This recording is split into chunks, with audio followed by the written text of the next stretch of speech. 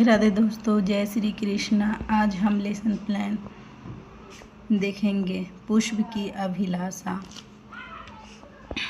Class 7th।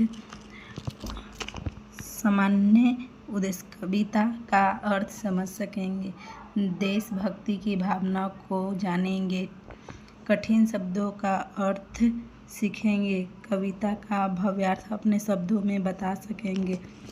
विशिष्ट उद्देश्य में कविता का शुद्ध उच्चारण के साथ वाचन कर सकेंगे, कविता के कठिन शब्दों के अर्थ समझ सकेंगे और प्रयोग कर सकेंगे, कविता का भव्यार्थ अपने शब्दों व्यक्त कर सकेंगे।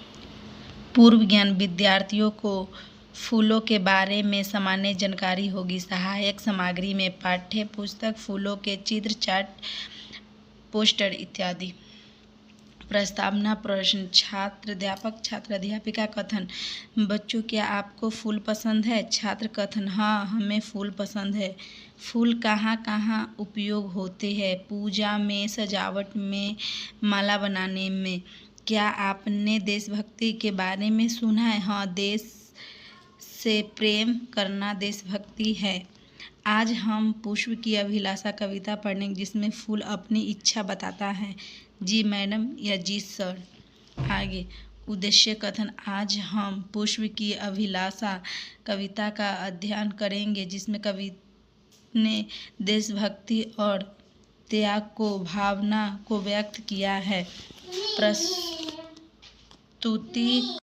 प्रस्तुतिकरण। शिक्षण बिंदु। प्रश्न 1।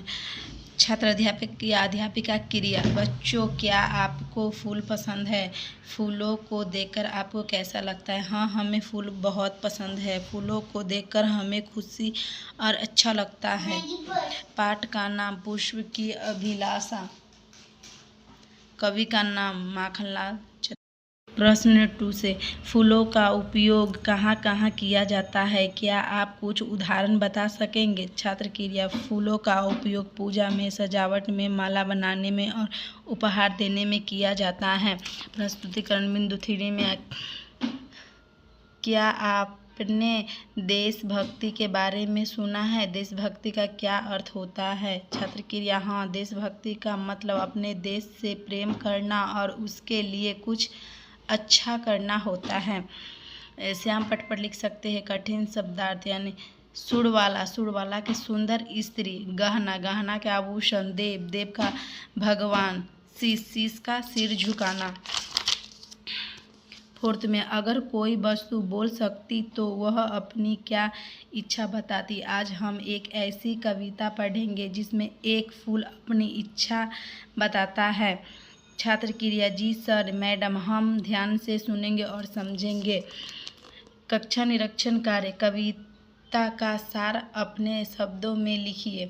पुष्प की अभिलाषा से हमें क्या शिक्षा मिलती है? आप ये सब लिख सकते हैं।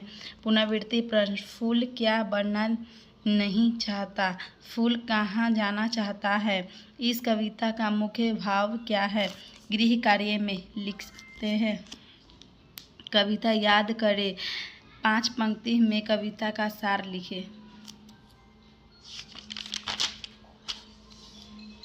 समीक्षा। कविता का नाम क्या है? इस कविता के कवि कौन? समीक्षा। कविता का नाम क्या है? इस कविता के कवि कौन हैं? फूल क्या बनना नहीं चाहता? फूल कहाँ जाना चाहता है? इस कविता का मुख्य भाव क्या है?